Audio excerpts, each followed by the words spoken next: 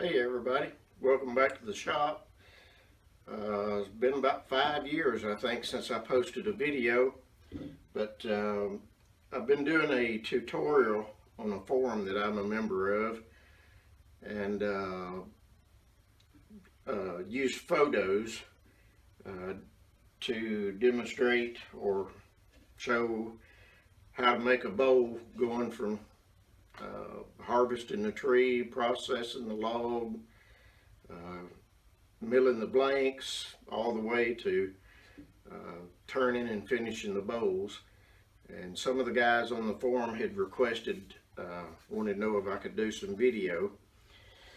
So I'm going to try to do a little bit of video for the tutorial, and I'll add that to the tutorial. If you'd like to see the rest of that tutorial, which is in pictures, as I mentioned, that's on BC USA. But what I'm doing in the tutorial is a set of 3 nesting walnut bowls, and this is the smallest of the nesting set. This is the medium bowl of the nesting set. I think that one's about 9 and this one is about 12 or 13 inches. And then this is the big boy. This one is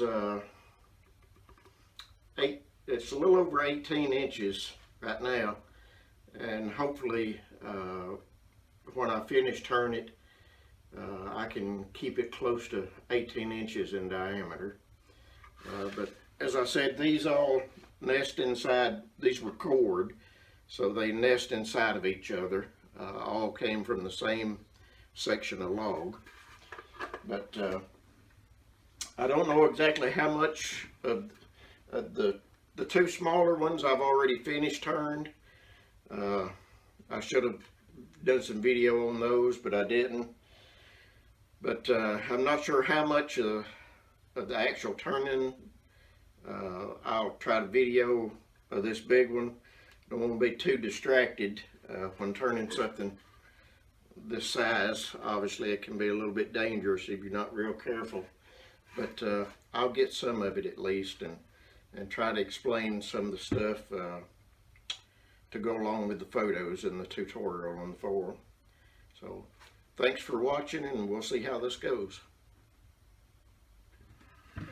Like I mentioned, this is a nesting set. So the first clip there, I had the 2 smallest bows still on the chuck, but here they are nested in the larger one. And there goes the compressor kicking on. Sorry about that. And again, the 2 smaller ones have already been finished turned. No sanding or anything, but they have been finished turned. And I apologize in advance. It's 91 degrees today. Got the air conditioner off right now, but I will have to turn it back on, so you'll hear the air conditioner running in the background, and I apologize for that background noise, but gotta have it today. Some of this may not make a whole lot of sense unless you've seen the rest of the tutorial, but when I've roughed out a bowl and let it dry, they will warp. And as I mentioned in the tutorial, even the tenon that you use to fasten the chuck to and then fasten to the lathe, it will get out of round. So the first thing that I do whenever it's time to finish turn one is get it back on the lathe and try to get this tenon trued up. And I've got, depending on what size the bowl is what size chuck and jaws I use. I've got 3 chucks, I think from 2 inches, 3 inches or 4 inches up to 5 or 6 inches, and depends on how big the bowl is. The bigger the bowl, the bigger the chuck and jaws that I use. I wish I had a couple more chucks, but they don't grow on trees, unfortunately. Expensive. So,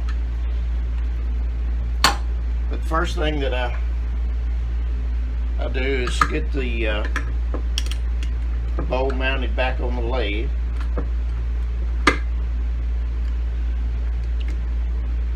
And the reason that's important, especially with a big bowl like this, when that tenon goes oval, you don't make it, if the tenon is egg-shaped, you don't make contact all the way around the surface of the chuck jaws, so you don't get a real secure hold, and it's a little bit unsafe until you get that tenon trued up so that you get a real good grip on it with the chuck.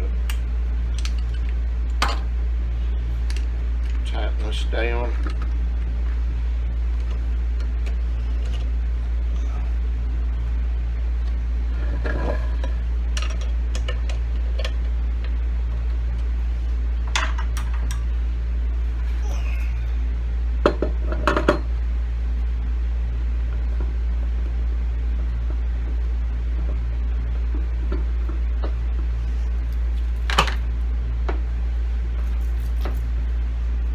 Camera a little bit. Sorry about the squeaky noise.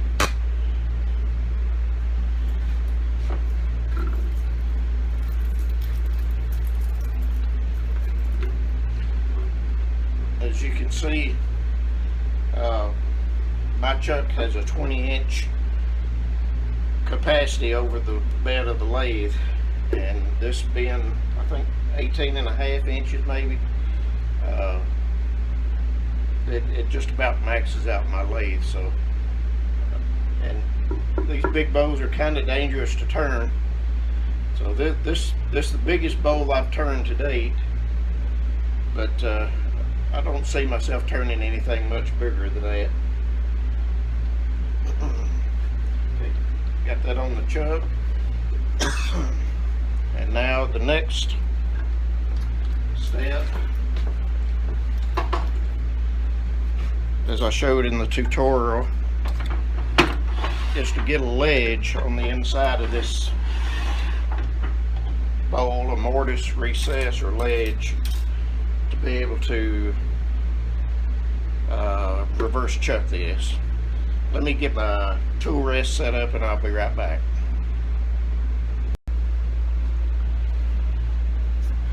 Okay, with each set of jaws that I've got on my chucks, I have a set of calipers set to the dimension of the jaws on the chuck. So what I'm doing here with the calipers is marking the inside of this bowl to make a little mortise or recess that when I turn the bowl around, I'll be able to fit it back on the chuck. And I'm going to go ahead and see if I can get that done now. And you only mark with the left side. If you touch that right side, you're going to have a big whammy. But you touch the left side and try to line it up to where wherever you touch it on the left side, the right side lines up. Hopefully you can see that in the video. Let me mark it just a little bit deeper.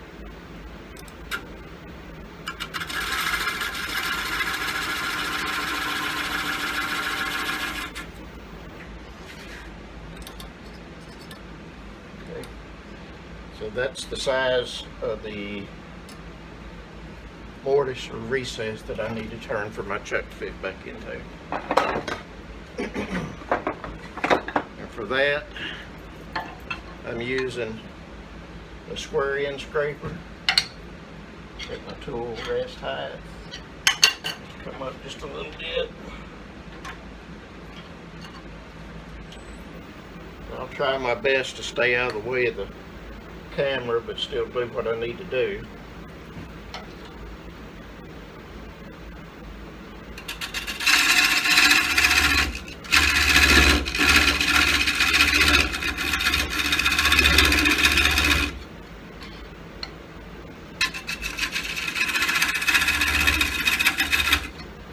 It doesn't take too much of a ledge.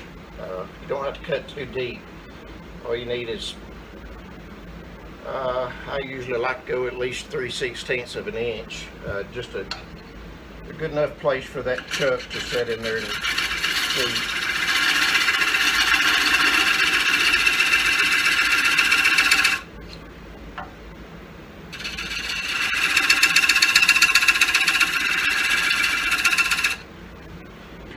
I use the skew chisel secondly, after the square end scraper. I use the skew chisel because it's sharpened at a skew angle, and that way when I cut in, my mortise is dovetailed to match the jaws on my chuck. You get a better hold with the dovetailed jaws like that. Hopefully that's showing up okay.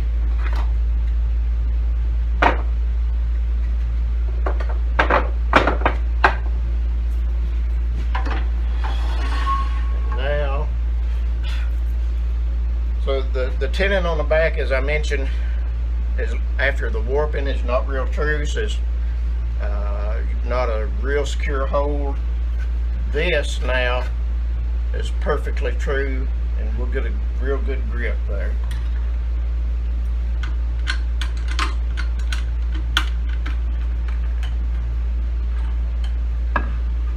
So this is called reverse chucking.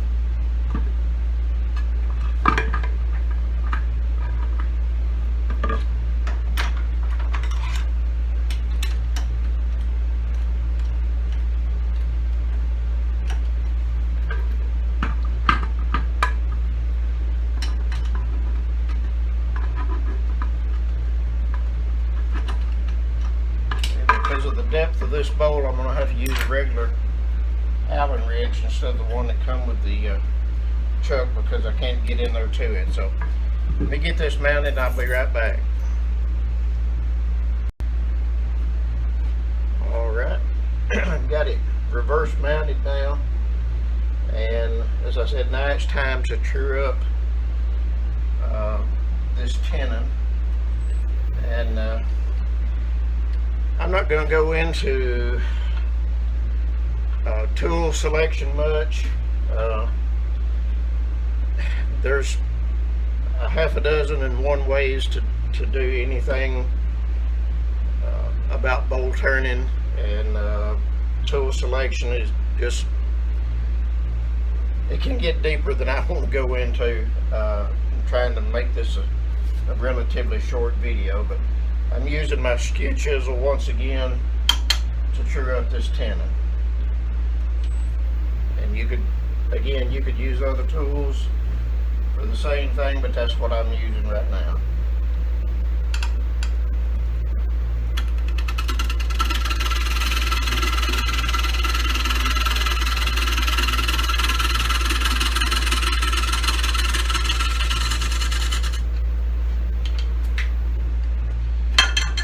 Like in the pictorial part of the tutorial that I did, I can tell when the tenon is true, one way by when all the old colored wood has been turned away. When I'm cutting all the way around, I know that I've got it true. I like just a little bit more there.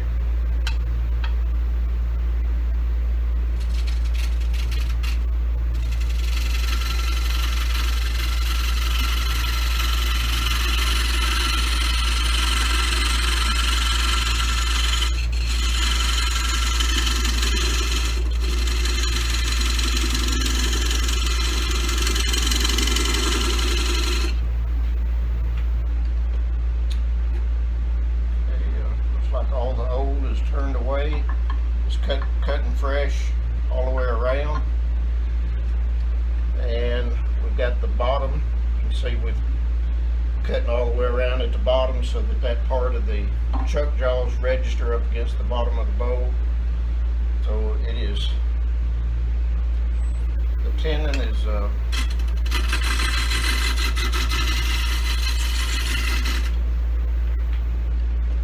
tenon's good to go now.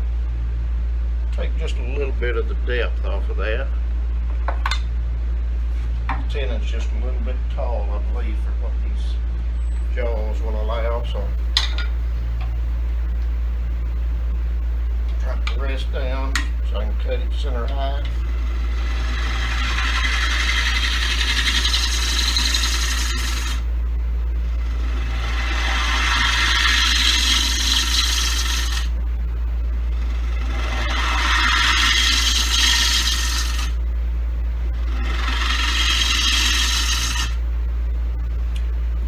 You don't want the bottom of the tenon bottoming out inside the chuck. Sorry about that. You don't want the bottom of the tenon bottoming out inside the chuck, because if it does, it won't run true. So that tenon was just a little bit tall.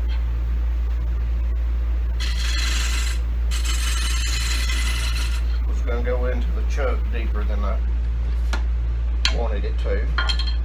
So the bottom of that's cleaned up now. Tenon's true. Now it's time to start on the rest of the outside. Let me grab a different tool and I'll be right back.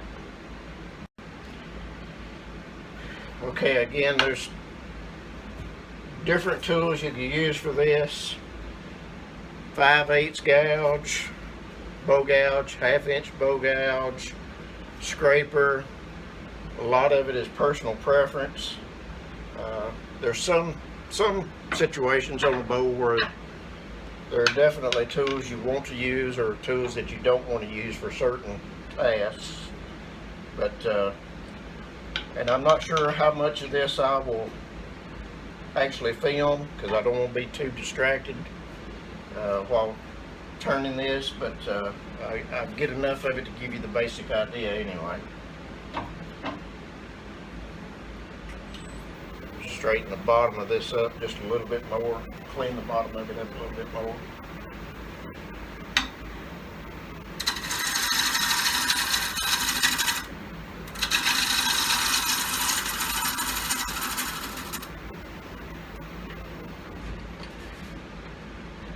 Making sure that all that sealer, if you can see that it's a fresh cut where the wood has been sealed, if you can see that that's gone, then you know that you're cutting all the way around. So got it trued up. That was a 5/8 bow gouge, if anybody's curious. Now we'll start on the outside. Always give it a spin by hand to make sure it clears the tool rest. Stand out of the line of fire when you start to lathe up, and as much as possible when you're turning.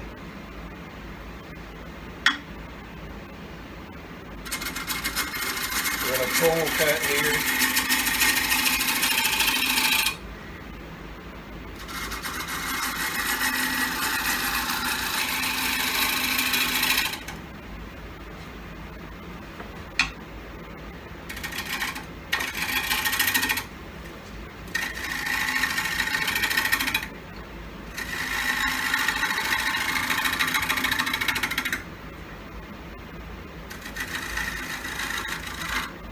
Watching the horizon, the top horizon of the bow,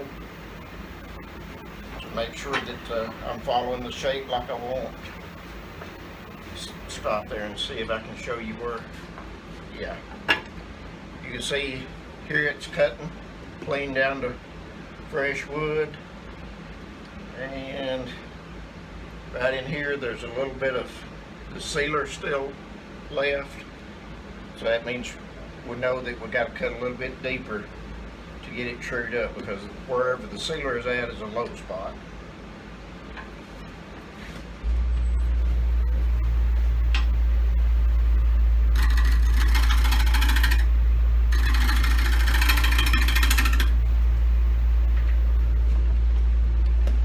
Put my face mask on. Not wearing my respirator because I wouldn't be able to talk for the video with the respirator on. But if I don't have it on, I normally do have at least my face shield on, unless I'm turning something pretty small. And this is throwing those shavings right in my face.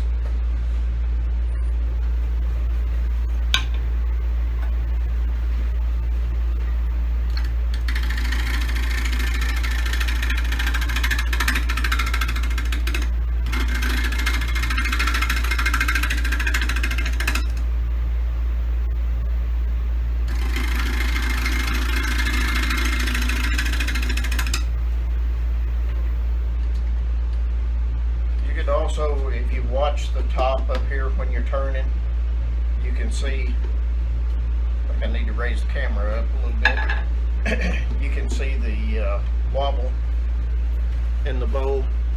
Let's see if I can raise this up just a little.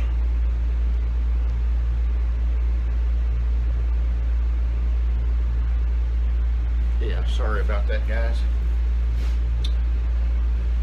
You can see right here we've got cut clean all the way to the top or the rim of the bowl, but here we don't.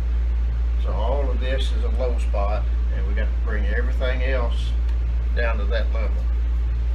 So we've got more cutting to do.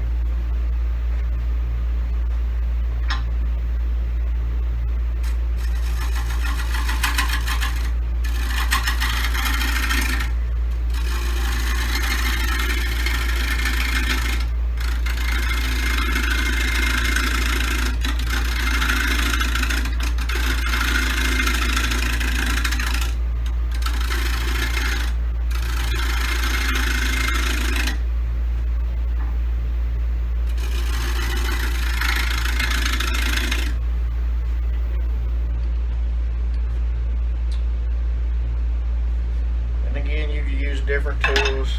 You can use a scraper for this.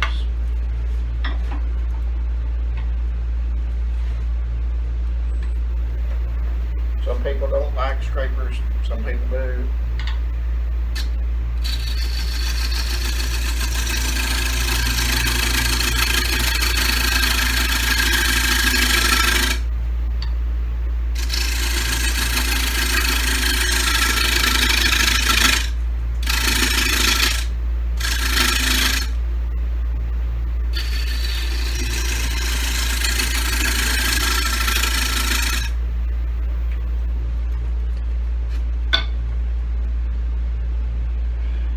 It's just personal preference.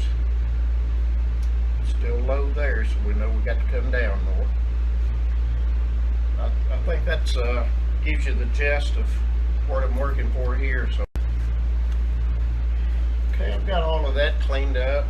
You can see all the sealer is gone off of it now, and the two smaller bowls didn't need it, but this one has some insect activity. This log laid on the ground for a year and a half before it was given to me, so gives it some character. But anyway, all of this will need to be filled. So as I was saying, there are different ways of truing that up. Now that it's trued up to this point we weren't too worried about the cleanness of the cut, but now that we've got it trued up, we need to start thinking about our finish cuts. And for that we do need to use bowl gouges, and I'll use what's called a push cut for that. And I'm not going to film it, but I will show you what I'm talking about. For the pull cuts, when I was cleaning it up, I started back here and I pulled the gouge back toward me. For the finish cuts, to get it as clean a cut as I can get it, I'll be using a push cut that gives me a nice shear angle. And I'll start back here. Whether you can see all of that or not. I'll start back here and I'll push my way around the bowl, and the gouge will be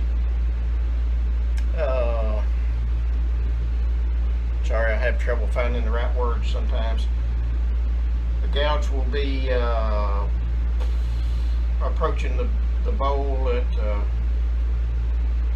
where it'll have a shear, be cutting at a shear angle, about a 45-degree shear angle, and that'll give me a nice clean cut on that.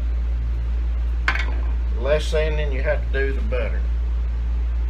But let me get that shear cut done, and then we'll go from there. Okay, we've got the finishing cut done on the outside there, and I don't know if you'll be able to tell in the video or not, but hopefully you can, the difference in the cut from just the roughing cut to get it trued back up and these finishing cuts. With the roughing cuts, it was real ridgy and we had torn out grain. With the finishing cuts, we do have some tool marks, but it's a clean cut. We don't have torn out grain, or little torn out grain, nothing like the roughing cuts. So hopefully you can tell the difference in those. And those tool marks are no problem to sand out. When you got all those little ridges in there from the roughing cuts, that would take a lot of sanding. But these little lines that you see here are just tool marks from the heel of the gouge rubbing, and not bad to clean up with the sanding at all. Okay guys, I didn't videotape any of the sanding. Nothing more boring that I know of than watching somebody else sand it. But this is my sanding setup. Excuse me. It takes a lot of light when you're sanding so that you can see really well, and be sure that all your sanding scratches are gone when you're working from one grit to another. And this is just a cardboard box that I've got set up. It helps contain the dust, and my dust collector goes into the back of it there. I'll try to move some of these lights out of the way here and give you a better look at that. Bear with me just a second.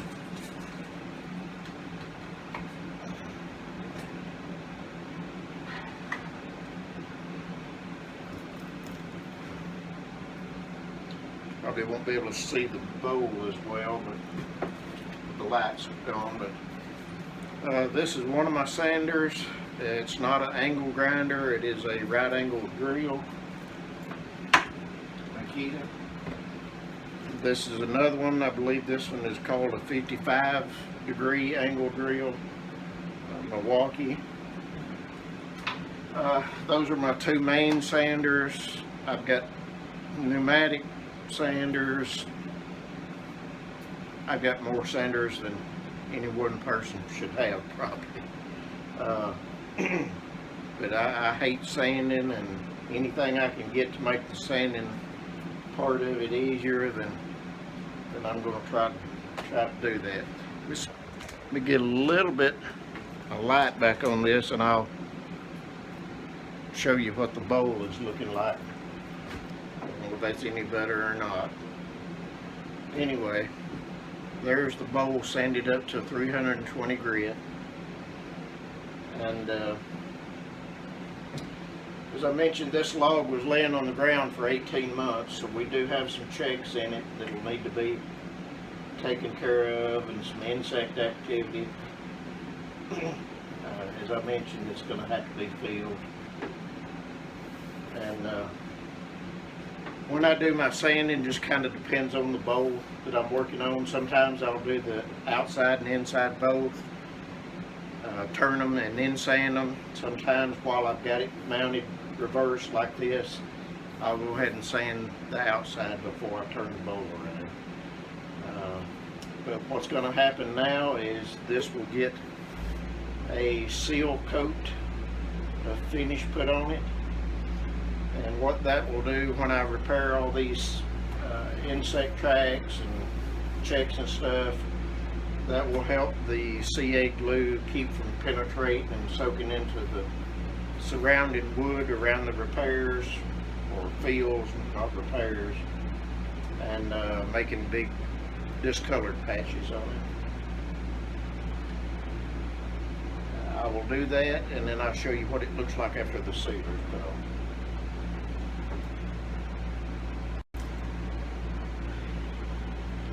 I mentioned stopping at 320 grit on this. The reason I stopped at 320, I do sand higher than that, usually up to 400 or 600. But I stopped at 320 before the sealer coat because once the fields are done, there will be a lot more sanding have to take place to sand where all the fields had been done. So that's the reason I only went to 320 before the seal coat.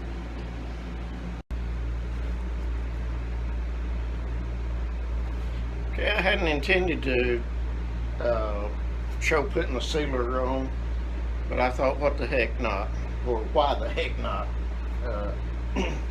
That's one of my favorite parts of making a bowl, is when you start putting the finish on and watch that grain really pop and start coming to life. But I'll show you me putting the sealer on. And this is using water locks for the sealer coat on this.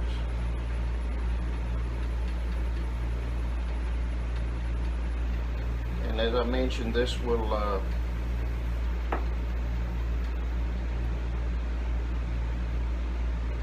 help seal that grain up, and where the fields are done, it will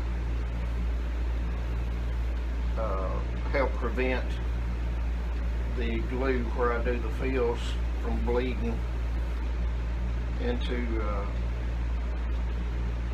the rest of the grain where there's not any fields, and causing a blotchy look. I don't know really how better to explain it than that. The glue will kind of stain the wood if you don't prevent it from getting in the rest of the grain, other than where you're doing the fields.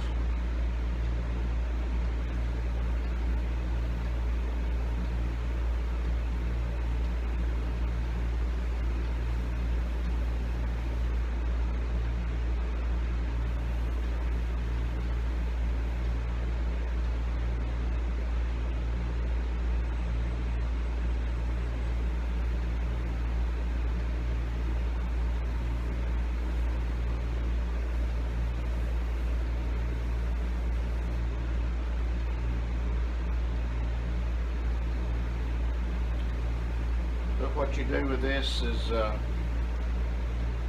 apply it and let it soak in. It will soak in much more on the end grain than it will on the side grain. Isn't that pretty? And you just watch it for a few minutes, and where the wood starts drying out, where it's absorbing the finish quicker than other areas, you just go back over that and put more of the finish on there. See if I can turn that real slow and let you get a good look at it.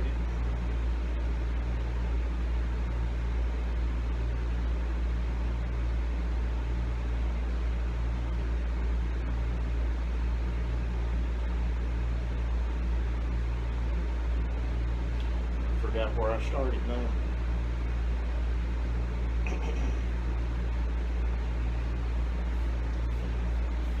But anyway, you let it soak in for about 15 minutes, and then you use a dry, clean paper towel to dry all of the excess back off of it.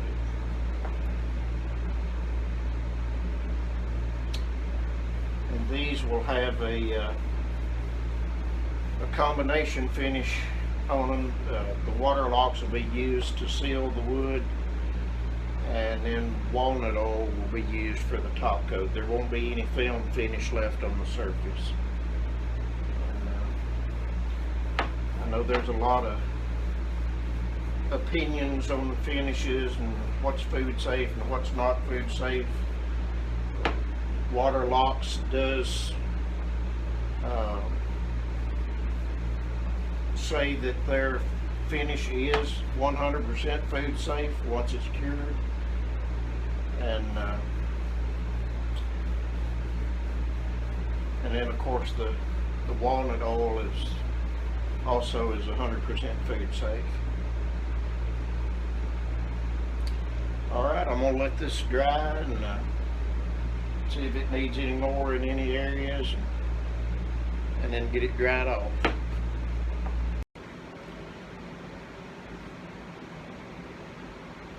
And just in case anybody was curious, this is what the bowl looks like after wiping that seal coat back down.